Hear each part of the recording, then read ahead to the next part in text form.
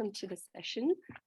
This is the OECD Forum on Due Diligence side session. We're talking about transparency in the garment and footwear sector.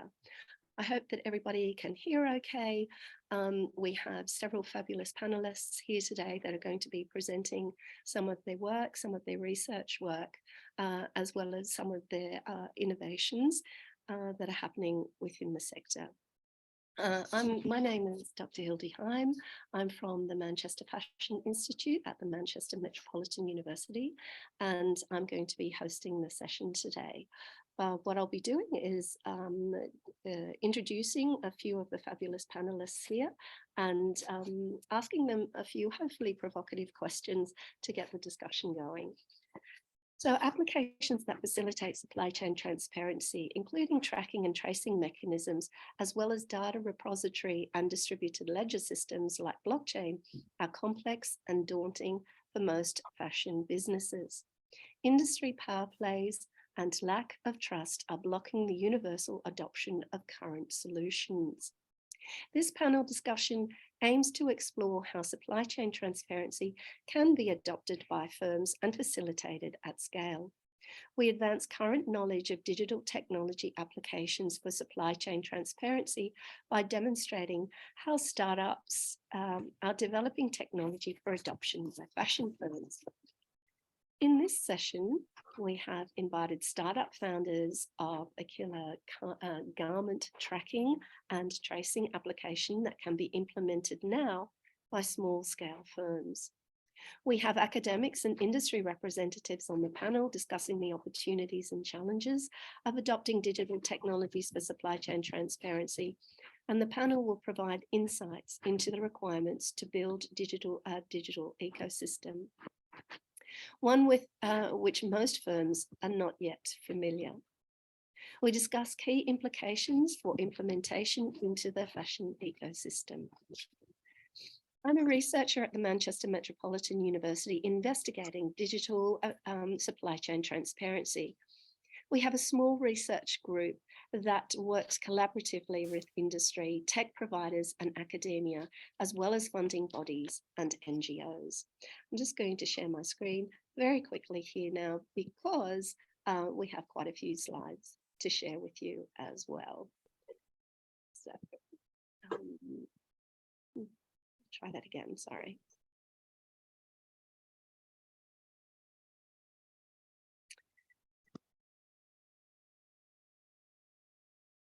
And I'll go on to the next one. There we go. We have a small research group that works collaboratively with industry, tech providers and academia, as well as funding bodies and NGOs. We're submitting our sustainability pledge to the UNECE, which also held a side session on Monday of this week. As part of the pledge, we hold outreach and knowledge exchange sessions, including this presentation, which invites viewpoints from stakeholders across the industry. In this session, we've invited representatives of the startup PaperTale that have launched a garment tracking and tracing application that can be implemented by small-scale firms right now. We have academics from the University of Manchester, Dr. Courtney Crimes and Dr. Amy Benstead, who are looking into modern slavery legislation. Associate Professor Dr. Jonas Larsson and Ellen Fleabach from the Swedish School of Textiles at the University of Borås will discuss their research into the challenges and opportunities of building trust in this emerging landscape. Julie Hodson, the Fashion Business Program Leader at the Manchester Fashion Institute, has strong industry connections and will be focusing on supply chain transparency from an industry standpoint. And Henrik Henriksson will be presenting another app that is a development of tracking and tracing and looks at a particular area, and that is worker training. In this session, I'll be posing questions to the panel to provoke debate and robust discussion into the challenges that are still ahead of us. I'll begin with Julie Hodson from the Manchester Fashion Institute. Julie, the UK fashion industry has seen considerable turmoil in recent decades. How do you think supply chain transparency is viewed by the firms, and are the firms willing to make this transformational change? It's over to you, Julie. Thank you, Hildy. Some of the most significant fashion brands in the world call Greater Manchester their home. So, for example, we have retailers such as M. Brown with an approximate turnover of 716 million, the Regatta Group, Sosandar, and of course, the new addition is the Fraser Group, which has a turnover of 4.9 billion, all located here in Greater Manchester. These middle-sized firms cater to the middle market consumer and have been established for decades and have solid reputations of conducting fair and compliant businesses. But as well as these, we also have Manchester hosts numerous fast fashion brands. So, for example, the likes of I Saw It First and Misguided, which are now owned by the Fraser Group. The Pretty Little Thing, Nasty Girl and Miss Pat, all owned by the Boohoo Group. And it was the Boohoo Group who sparked laws on modern slavery in 2015 in the light of revelations about illegal working conditions.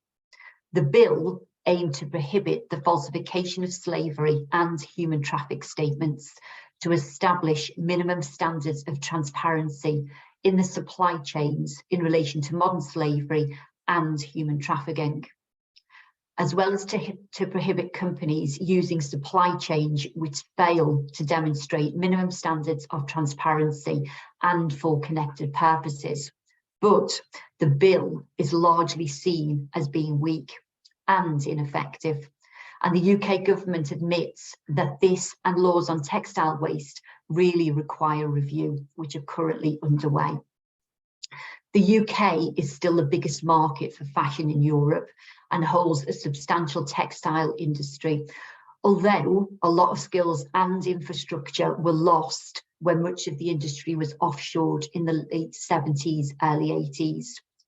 But we have seen a return to reassuring and nearshoring becoming more prevalent. And therefore, it's imperative that we are at the cutting edge of fashion technology to be able to stay ahead. Amongst these key technologies is the digitalisation of the supply chain. It seems to us that the UK brands are more than ready. Indeed, they're actually asking for practical solutions. Successful mainstream firms have been undertaking due diligence for the last 2 years. Now, however, more sophisticated tools are required in the wake of the recent AGEC law adapted by the French government in 2020. This law is better known as the French anti-waste law, which came into effect in January of this year. The legislation asks for better and more transparent information. The demand for a digital identity, or specifically a digital product passport, and potentially consumer and working facing apps that convey verifiable data has really become more pressing now. Technology can help to shift the balance back in favour of the UK production, which of course we all want. So to progress in this area, we need to have all the potential stakeholders on side from the big brands. And that goes from the retailers to industry to academia and beyond, to even the startups, the SMEs. And they're now kind of, we want to be able to push the boundaries into new ideas. The problem is some firms are actually hesitant.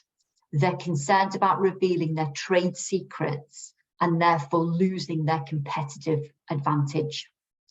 They are not confident about exactly what is required and find that laws vary across different jurisdictions.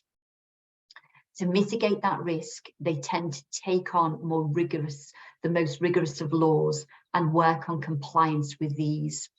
What we're finding is that local firms are taking the compliance and legislation demands very seriously, and in large are attempting to create their own solutions. However, there is a desire for standardisation and also harmonisation across the industry. They would like to be certain that the resources they are investing in are of course well spent. To have a universal acceptance and a comprehensible adopted holistic solution would really be the ideal outcome for most of the firms that we are currently speaking to. Thank you, Hildy. Thanks very much, Julie. That was great. So Julie gave us a fairly comprehensive overview of what's happening, at least in the local fashion industry. That means in the regional northwest of the UK, which I'm sure many would agree has its own peculiarities and specialities. As Julie said, it's been historically part of this region for quite some time, and has had a great influence on it. And I think, and I'm sure the panelists would agree, is ripe for disruption, for want of a better term. Certainly many people are very concerned about the legislation that's coming, and they also genuinely do want to do the right thing as far as sustainability, transparency, and so on are concerned. So I'd like to discuss with Dr. Courtney Crimes, first of all, some of the Courtney, I'd like you to present some of the findings that that you've been discovering and researching and exploring in this area as well. I'll hand over to you.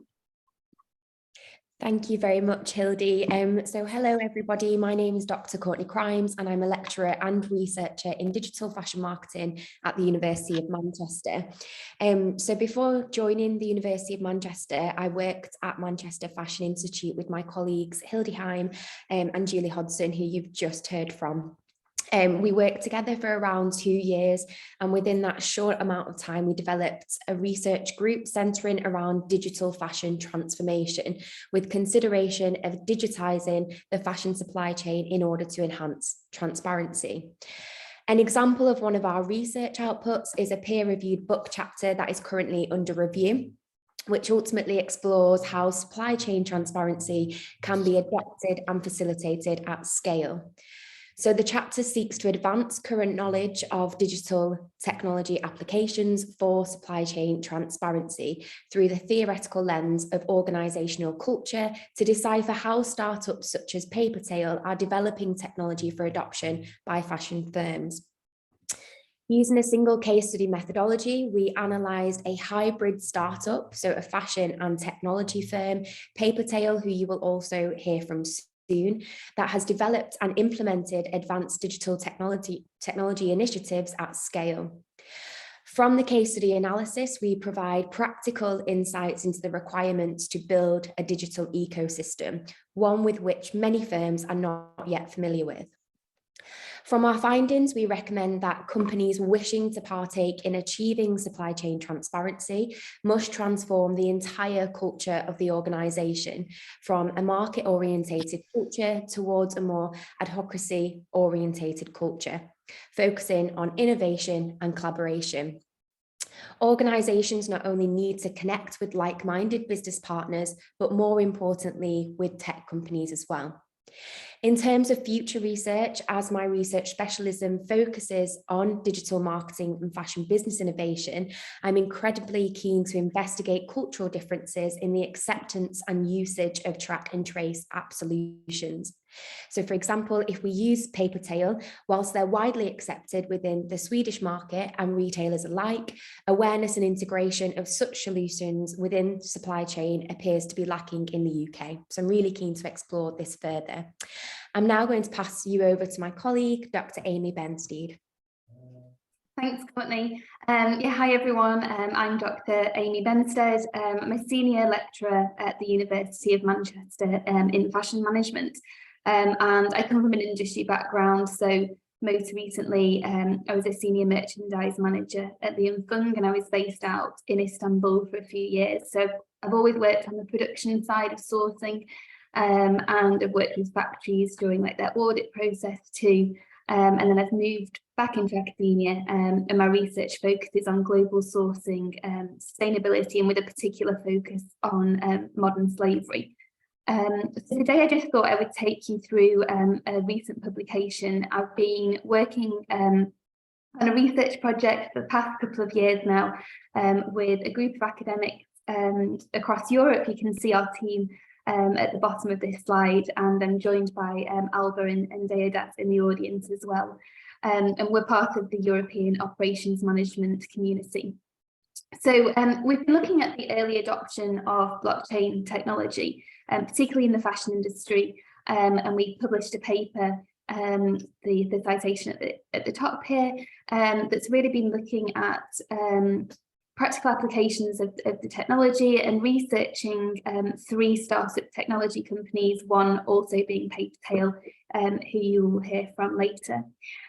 So our research question was, what are the practical experiences and challenges in implementing blockchain technology within the global fashion industry, and how does this impact the triple bottom line? So we were really keen to look at this from the perspective of, how does it impact people, planet and profits? And we found that blockchain technology can improve transparency for all the different parties involved. For example, from a people aspect, it's providing improved transparency on labour conditions. It offers the ability to verify fair payments and working conditions. From a planet perspective, there's the ability to provide transparency on different certifications relating to the carbon footprint, for example, water, chemical usage. And we found it really interesting to also look at the profit aspect as well. So the technology certainly indirectly, reduces operations costs, because you've got that improved efficiency, reducing repetitive tasks such as uploading certifications as well. We did, however, find a number of barriers to adoption. So lack of industry awareness is certainly an issue, and also the digitalization backlog within the industry, which is really impacting scalability and also brand adoption. But we were keen to look at how these barriers could be overcome as well. And it's certainly about looking at the value propositions for all the different parties involved within the supply chain. So looking at, the incentive mechanism of blockchain, so this ability to remove duplication, for example, or the ability to create storytelling with customers. And brands and suppliers can certainly capitalize on improved sustainability. And this can actually be translated into higher prices and also differentiation from competitors. And then just finally, really to achieve impact and to ensure that blockchain can reach its full potential, we looked at what was needed as well in terms of, cooperation is needed throughout the supply chain, all the partners involved, including, for example, the auditors and the certifiers, so that everyone is connected and then it really can reach its full potential. So yeah, we're really excited to be continuing our research. We're continuing to work with PaperTale, and we're really looking at how brands are adopting blockchain technology, and we really want to see how this evolves and also further understand the supply chain challenges and the opportunities as well. So yeah, thank you very much. I'll pass back to Hildy now. Fabulous. Thank you, Amy. That sounds really very interesting. And we look forward to working together a lot more as well. So next I would like to turn to Associate Professor Jonas Larsson, who is a systems innovator within apparel and textile value chains at the Swedish School of Textiles at Borås University. Jonas here is an underlying fear of disclosure among firms of divulging trade secrets and thereby losing competitive advantage. How do you see transparency and traceability building trust between stakeholders in the apparel and textile value chain? Probably not something that's so easy. Over to you, Jonas. Actually, Hildy, I think I will go first. Okay. Hi, my name is Ellen, and I'm a colleague of Jonas, and I work for the innovation hub at the Swedish School of Textiles called Science Park Borås, where we test research. We put research to the test in the real world. And one of the areas that we are looking into is this one, the automated collection of primary data, that actually gathering primary data on location in the textile value chain. So if you could just change slides, please, Hilde. Yes. So this is us. Oh, Thank could you just go back one, please? Yeah. So just a quick bio. I've worked in the textile industry for more than 20 years. Have experience from working within the supply chain and also working with the supply chain in different areas of the world. I've specialized a lot during the years in sustainability and CSR. And I work closely with Jonas in a project called Micro Factories, where we are actually seeing if increased automation could lead to a new kind of textile value chain. So over to you, Jonas.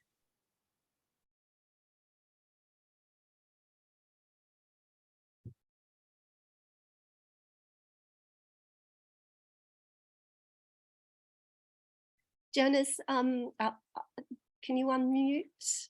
Sure. Yeah. There Sorry. you are. Thank you. Yeah. No. Yeah. So Alan and a few others are the ones that sort of materialize what I come up with, and I'm really happy to have her in my team. You can move on. Yes. Yeah. So the sort of one of the backgrounds to this automated collection of sustainability data is the lack of transparency data in the textile industry. And I don't know how much you followed the discussions over the last year, but a few brands and organizations have been in focus, and the problem has really been not that their tools are bad, but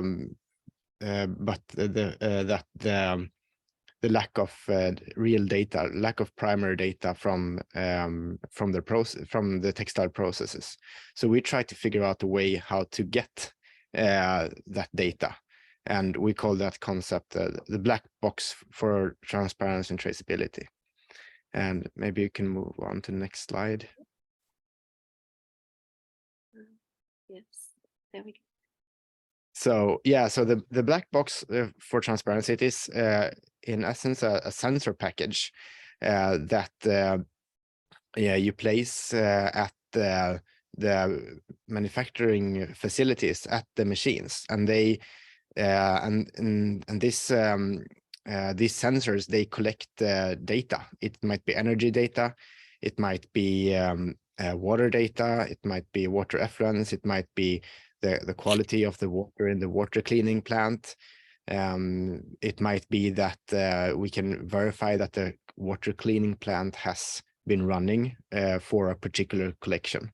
But in essence, this consists of 4 data layers. The first layer is the sensors that collects the data. The second layer are the connectivity layer that transfer the data from the sensors to a database where the data is summarized and made available to stakeholders wherever you are in the supply chain. If you're in manufacturing, it might be for resource efficiency. If you're a brand in Europe, you will need it for reporting, but you can also use it for showing that you do better, and you can also use it to communicate with customers. And the sensor packages will look a little bit different through the supply chain, but we want to focus perhaps more now on the textile formation processes that are very energy and water intensive. So you can please, and here's an example of an energy sensor on the right. So you can move on, Hilda, please. So the black box from transparency actually is sprung from a project we did together with Swedish fast fashion retailer Gina Tricot, and together with PaperTale, where we actually wanted to see if we could push transparency all the way up to 100% from raw material formation all the way to the customer. And it was a very successful project where we worked closely with both Gina Tricot and also Bilal and his team at PaperTale. where Gina Tricot also decided to include the financial transparency to actually show the end consumer what a garment actually costs, including their margin, which was very revolutionary at that time, because no Swedish retailer works in that way. These garments also came out. They were made in Sweden. Borås, like Manchester, has a textile history. And these garments came out costing about, well, 3 to 4 times what their average consumer is used to. And the brand in this case were very nervous because they didn't think the consumer would accept this, but the collection sold out in under 2 hours, proving that these kind of values like transparency and traceability is actually something that the consumer values and is willing to pay more money for.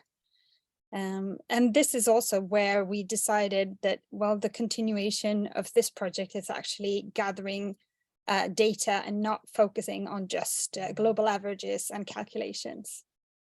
So back to you, Jonas.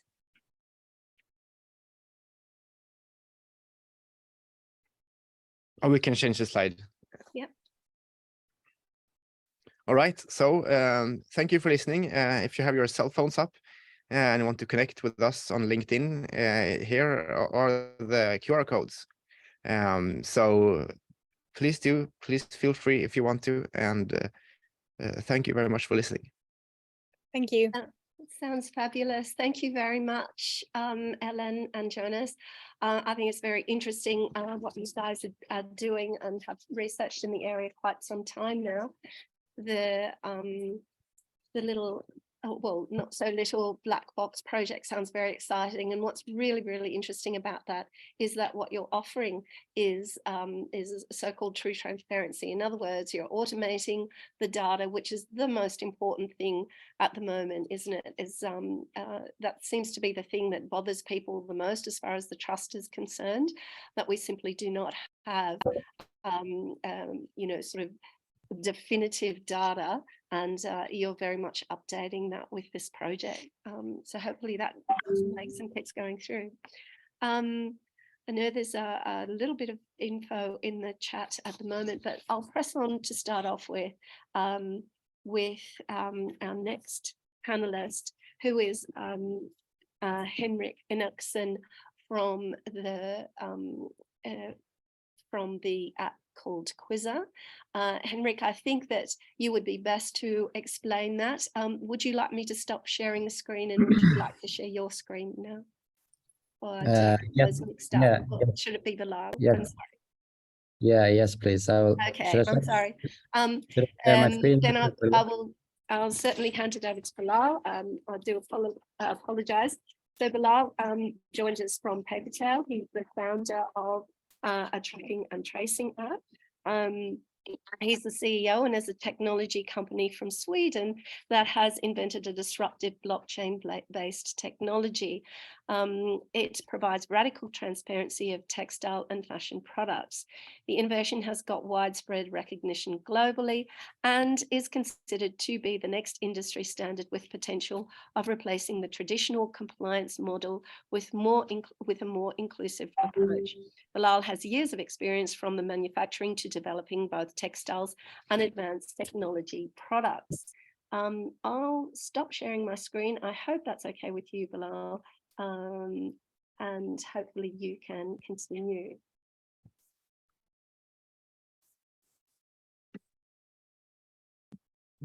Hi, Hildy. Thank you so much for this opportunity, and I'm really glad to see the progress together we have made, with this brilliant mind from the universities and the industry. The idea of PaperTale is to use transparency to build trust between farms, factories, consumers, and the brands. A trust that's missing in today's value chains. This transparency will empower people to take informed choices, choices that can improve lives and impact lives at the same time, and also make us more thoughtful about the resources that we are consuming from the planet. I'd like to share our concept in a video in the next slide. The fashion industry has a wide range of sustainability crises on a global scale, and the current method of gathering and verifying data using occasional audits isn't enough to solve the social and environmental challenges we are facing, or for consumers to make sustainable choices. Workers are often underpaid, work in unsafe conditions, and have their rights violated. PaperTale, building a trustworthy and transparent tomorrow through innovation, science, and technology. PaperTale is building an ecosystem that captures the supply chain of a product from cradle to grave in real time, from signing contracts and placing orders, to trace and verify the transfer of materials from suppliers to manufacturers, showcasing impact and the complete product journey, ensuring that workers' rights are being protected all the time, and giving consumers direct access to information about their products. With our innovative traceability system, every step in a product's development journey and its impact is documented, verified, and recorded on a public blockchain. The workers are also connected to relevant processes to ensure and verify their rights and wages. The PaperTale system gathers real-time supply chain data and verifies it using a transparency matrix and blockchain. The transparency matrix is a set of rules that defines which actions a factory should make to verify their data. More actions taken means a higher level of verification and higher trust. By incentivizing all members of the supply chain to be more transparent, we create a method where workers are protected, consumers get verified information, and brands and factories are complying with regulations. Creating higher trust improves social and environmental actions and makes it possible for consumers to take informed decisions in an easy way. PaperTale, together, let's build a transparent tomorrow. A positive change is possible if we are working together. PaperTale proposes a new ecosystem that offers incentives to each stakeholders, which are brands, consumers, and the factories. Brands get the possibility to educate and share their stories with their customers and back their claims with real data to create more trust. They can also get a full view of their supply chain in real time, making it possible to take positive actions or to be more compliant. On one left example, here we see one 40-year-old Swedish brand called Sail Racing, who launched a full-scale collection and offered a chance to the consumers with this radical transparency. This was done with the least possible communication in a way, so not to brag, frankly, too much about the sustainability efforts, but to make it a bit more real. And yet 3% of the consumers, they were found as ambassadors.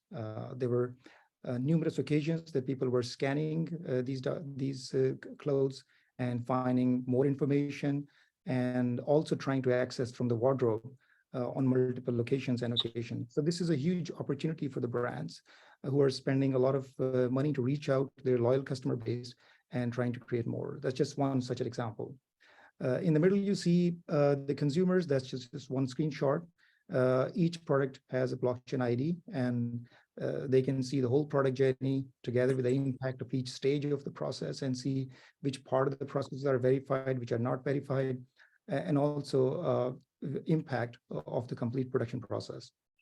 And they can also see the workers behind those processes, which you just saw a quick example in the video as well. On the right side, another example of incentives. There is a factory called Celine in Sri Lanka. It's a women workers network who work on the handlooms. It's about 1,000 women workers who are losing their jobs because the prices are reducing more and more, and their cost of production is increasing. And they were able to showcase this transparency and explore new customer base. And as a result, they were able to raise per meter price from $4 to almost $30 in some cases. And in return, they were able to give this transparency to their customers. So there is a huge promise here that one industry can transform. and they could be able to save this 2,000 years old heritage on handloom production. So the real problem is how we can get the data that we have been talking briefly about as well. We have looked deeply more into three key areas: material verifications, social verifications, and impact verifications. And we call this the PaperTale Transparency Matrix, which is a set of principles which assigns based on the verification level. It gets the use of, for example, audits as well at certain locations, or physical tracers, or in some cases, IoT devices like Dr. Jonas just mentioned as one example. So based on the level of verification, each product and the supply chain member is assigned different statuses, starting from civilian to champion to the legend. So this creates a sense of responsibility as well, and also a promise that their efforts are being recognized. But why blockchain? That's a big question. And to be very frank, we fell in love with blockchain with the promise that it's a technology where we cannot tamper the proof. But the question comes when you go for blockchain, then it's a public blockchain or a private blockchain. For us, it was no-brainer that we went for a public blockchain route, because the whole point for us was to create trust. So we cannot go back in time and change the data. But going the route of public blockchain is a very tough road, because here we have to address the questions of, for example, the volatility of the prices of making one transaction. And another question is it's not very user-friendly when it comes to the industry partners. It involves a lot of data entries.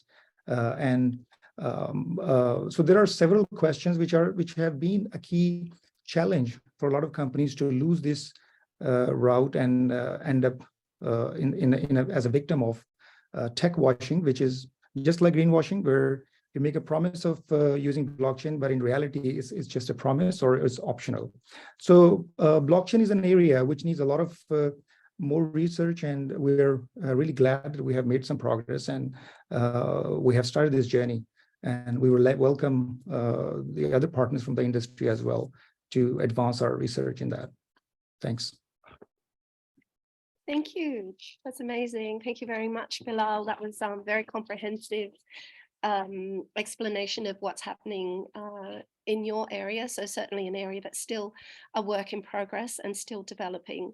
And still what we're needing there is a strong connection between the app development and the industry itself to make sure that this does actually get a critical mass, because I'm sure that that's exactly what's needed here for this to have a transformational effect.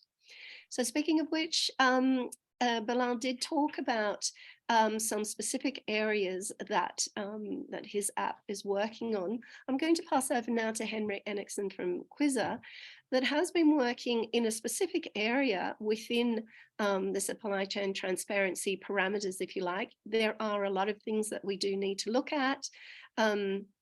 Of course, there's energy, water use, chemicals, and so on, but not least of which are the social aspect, and that's the area of training, especially among workers, so that they're completely aware of what their rights are, where they're going, what they need to do, and this globally as well. So all over the world, especially with the trend in migration for whatever reason, that's tending to move a lot of workers into different places, and often unbeknownst to them, they're working in areas or jurisdictions that they're not completely aware of. But I'm certainly going to allow Henrik to explain the app that he has been working on, I believe, for over 10 years now, and how that's developed. Thank you, Hildy. I will just share my screen here. All right, does everything look good? Yes, thank you, Henrik. Perfect. Yeah, great, thank you. So nice to meet you all. I'm Henrik. I'm responsible for the marketing communication at Quizrr, a Swedish edtech company, and we are more or less in business to empower people worldwide with human rights awareness and knowledge. Just to give you a short sort of backdrop, and I think this may be preaching to the choir, but I mean, there are about 450 million people employed in global supply chains today. We have sort of with the new ILO estimates, actually an increase of number of people in modern slavery and in forced labor, I mean, which is horrible, but yeah. We have huge migrant streams all over the world, different industries supplying and working in industries for the fashion industry especially, but other industries as well. And what we try to do is, I mean, we touched upon it briefly earlier, that there are millions of people that are unaware of the rights and don't necessarily have the ability or the knowledge. And I think what we see is the sort of the traditional governance mechanisms, such as, for example, audits, is not working properly and haven't been working properly for quite some time. So that leads us to Quizrr. Yeah, so as Hilde said, we've been in business for a decade, 10-year anniversary, super exciting. For sure, we're moving towards being more of a sort of a scale up and scaling globally nowadays. I think sort of just some numbers here, we are closing in on the 500,000 people reached. We have engaged over 700 factories worldwide, and have been expanding our educational platform to 90 markets, covering 27 languages. And just to give you some sort of idea what Quizrr is that we are a digital training platform, more or less. We have an app that is available on smartphones, tablets, desktop, that gives localized, inclusive training to factory workers, a bottom-up approach, in a very inclusive manner, which we use local actors to build relatability, and sort of use the live action format to answer the why question, so that the workers know the why is this important? Why should I learn about health and safety, for example? Or why should I be treated fairly by my employer, for example? And then we gamify this into a multiple choice quiz questionnaire. And we sort of added animations as well. I will move on a bit just to give you sort of where we are currently. We are working with a lot of fashion brands, VF Corp being one that we have been scaling with for quite some time. And for those who don't know VF, they own North Face, Vans, Supreme, etc. But we also work in other industries, and I think that's key here. And I think what's good in terms of driving sustainability is that sort of cross-industry collaborations as well. So here's just a short sort of overview of our training. So the workers, but I should also add that even though we bottom up, we do offer training to mid-managers and managers at facilities. And the idea here is, and the idea is to build a sort of common understanding and a college knowledge base to increase workplace dialogue, for example. And in terms of what Bilal said with the sort of live data, so each and every training result gets uploaded to a dashboard on an aggregated level that the brands and the facilities can sort of share their data progress and see what learnings can be made. For example, does the workforce have low knowledge of what to do in case of fire? Do they think the fire exit should be locked, for example? Then they can take proactive measures to sort of mitigate risks, etc. And this is just a short overview of all the types of trainings we offer today. I think we touched upon the sort of legislative space as well. We offer trainings on social compliance, health and safety, ethical employment, wage management, work engagement, equality, safety, and respect. And we're also adding more in terms of a life skill, soft skill training as well. This is just a short film to give you a sense of the kind of spaces where the Quizrr training is being used. This is a apparel facility in Mexico that supplies to VF Corp. We'll just see of how the training actually looks.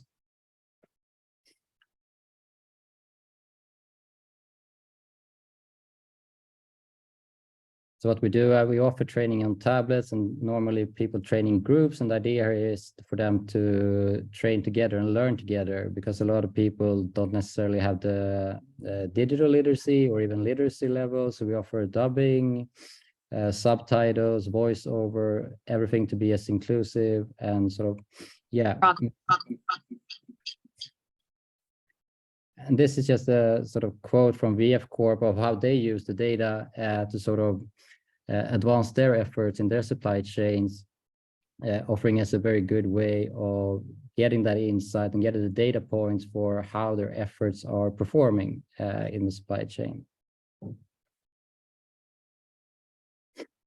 Yeah, and as Hilde said, I think last year we launched a global program on ethical employment. It was funded by the Walt Disney Supply Chain Investment Program. It was designed to address forced labor in global supply chains. So I'll give you just a short image here of how the Quizrr app, you see the trainings or the languages, there are modules available. They would answer a short sort of baseline just to get before the actual training, to get that sort of insight of what are the knowledge level at.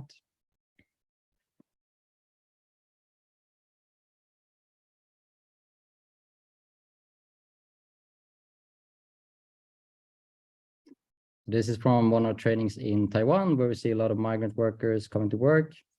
I'll pretty much speed this up a bit and just to sort of give how we work with our training. And I think this is sort of an approach we think is really good in terms of addressing sort of migrant worker issue, is where we offer training pre-departure at labor agencies, for example. So the workers will have the knowledge of what they can expect before going to the country of work. And I think just to sort of sum it up, we believe strongly in knowledge, and I mean, we have a lot of university people here as well, but it's key to sort of raise the capacity in global supply chains and beyond on human rights knowledge and awareness, for sure. And if you want to try the Quizrr app, you can scan this code for sure. I think the slides will be shared afterwards as well. So if you don't have your phone up. And yes, happy to connect and talk more about how to digitize human rights due diligence. Sure, thank you. Fabulous, thanks very much, Henrik. Okay, so we're back to the screen with everybody on it. I do have a couple of questions over in the Q&A. Rosie, can you see those questions, or would you like me to ask those? I'm not able to see them at this point, All unfortunately. Right. Okay. So I have a question here. First of all, thank you to all the panelists that are here and for sharing all of your knowledge. First of all, how do workers interact with the blockchain, and what incentives are there for workers to give accurate information? I think there are a couple of possible answers there. And the other question that we have is, how is the recording to be shared? Okay, and with the trouble of the links, and I admit that I do apologize about that, just want to make sure we are able to receive it. Thank you. And Julie says she is going to answer this question live. Would you like to do so, Julie? Otherwise, I can do it right now. Sorry, I apologize. I pressed the wrong button. It was just to say that at the end, I was going to say at the end, we would tell you how we were going to share the recording. Okay, so that's fine. And yes, we will be sharing the recording, because we do have a list of all of the email of the attendees, all of them, and we do very much apologize for the confusion. So back to, how do workers interact with the blockchain, and what incentives are there for workers to give accurate information? Who would like to answer that one?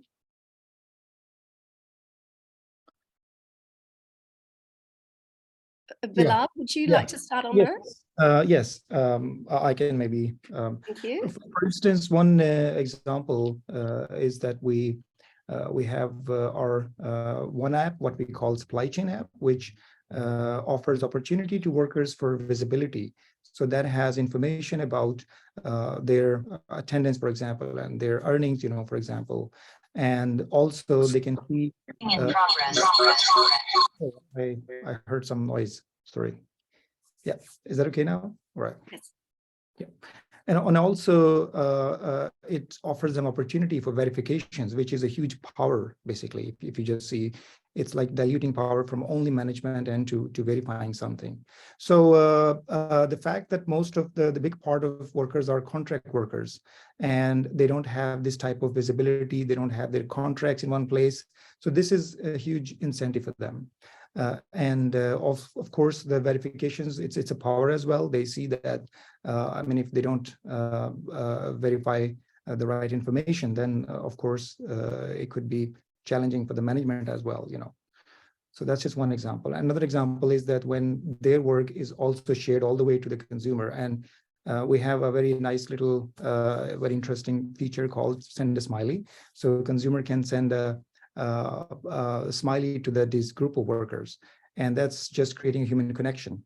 And so these type of things we're trying to add to incentivize both sides, like workers and the consumers. Fantastic. Yeah, I think there's some really good backups, so to speak, there that that you do have that almost a triangulation of data, which is really important, especially to consumers, to be sure that they are getting the information that it's true and it's not somebody just sort of falsifying it in the background. Henrik, is there anything that you would like to add to that in the area that you work in, because it is about the workers in the factories?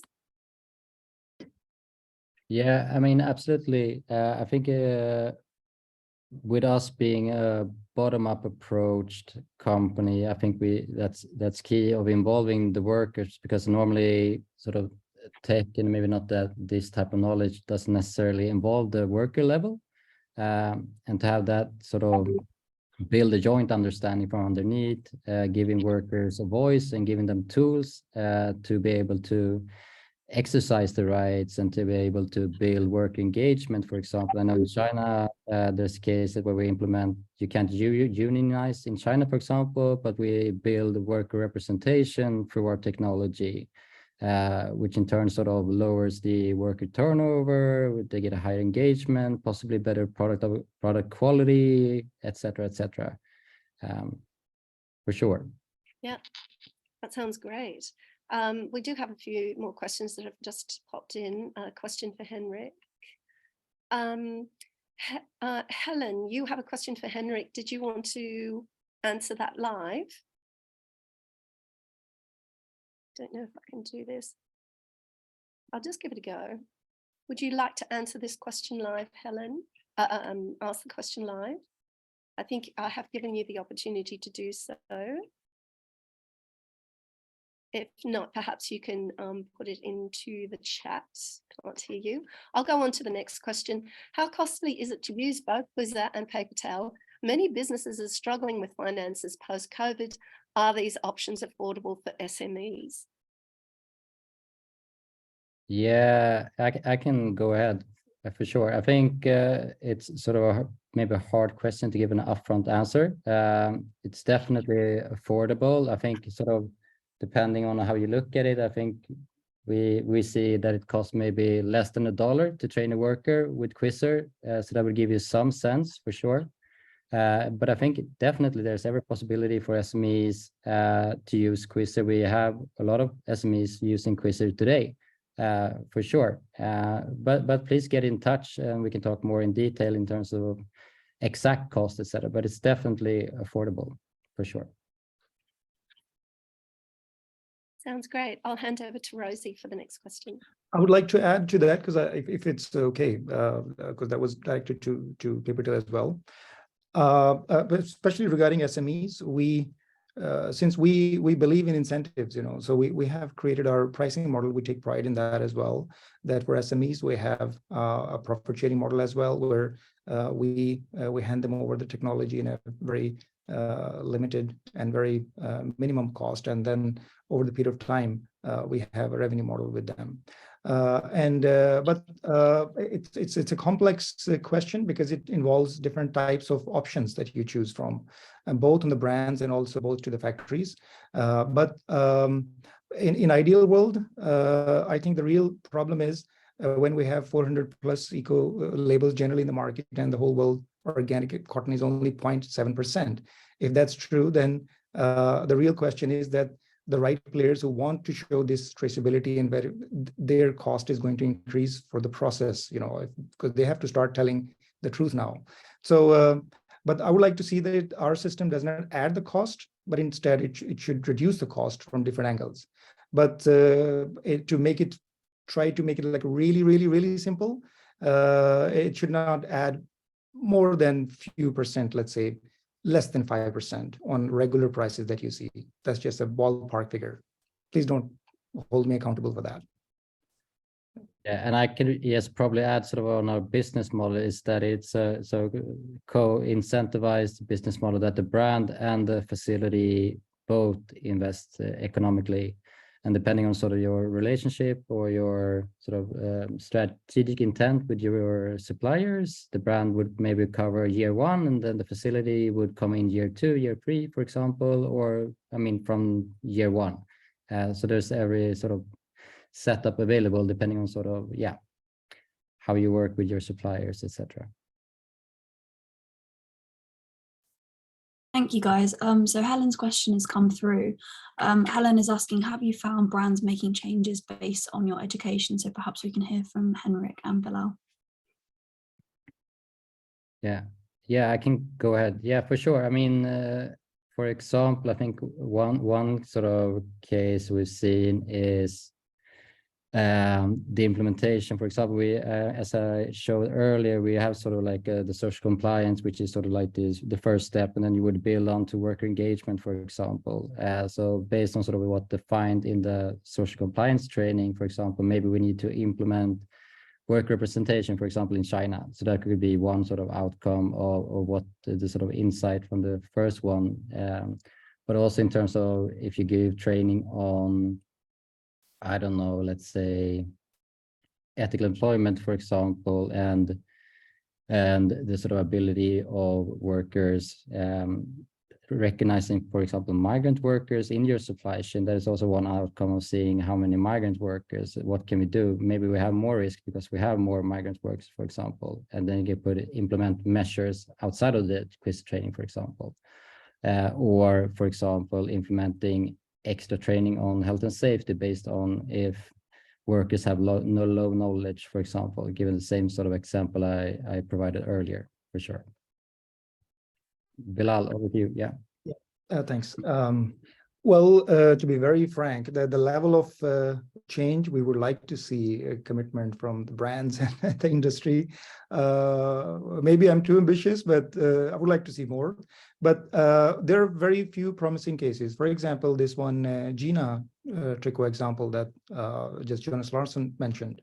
In that project, it started with a pilot project with the university, and of course the brand was very nervous because, I mean, here most of the cases we see the impact, for example, if you take the impact is almost 3 times more than any other good brand what they claim. So how do you communicate this type of difficult questions to the consumers? How do you educate? So there was, of course, a nervousness, but as a result of the success, we saw that they moved on to a full-scale collection, which they want to replace their collection by collection with this type of traceable collections. So that's a very, very promising return. And if we can create very few such examples, I think that will inspire others as well. Okay, thank you. That's fabulous. Thanks very much, both Bilal and Henrik. There is one more question, but I'm afraid that we're pretty much running out of time. Can we wrap that up in 1 minute and then I'll finish everything? It is, how does Quizrr collect data from workers within the group learning model? Is the data related to learning comprehension or also working conditions? I'm not sure if that's going to work very quickly for you, Henrik, but give it a go and I will shut you down in about 30 seconds. Yeah, it's definitely a tricky one for sure. And I think what you saw in the app or the sort of demo slider that I showed is that we do collect sort of a baseline to give that before the training understanding of what are the knowledge levels, etc. And then performing the actual training, and then an end line to see what is the sort of knowledge increase or decrease to sort of see if they comprehended the content. But I'm happy to discuss more and talk more. So please connect. Sounds great. Perfect. Thank you, Henrik. So we're going to have to leave it there. It's really great that we did have a few questions in the chat. One more time, I'd like to apologize for our technical issues, especially for those people that were not able to attend. But as I said, we do have a list of the attendees and your emails. That's probably why we take all of that. And we will be sending links to the recording so that everybody can see this again and in their own time. So thank you very much for your patience and understanding. Most of all, thank you very much for all the panelists here today. Very well done and doing some great work. And hopefully we can together transform the industry of the future. Thanks again. Goodbye, everyone. Thanks a lot. Thanks a lot, guys. Thanks, bye. Bye-bye.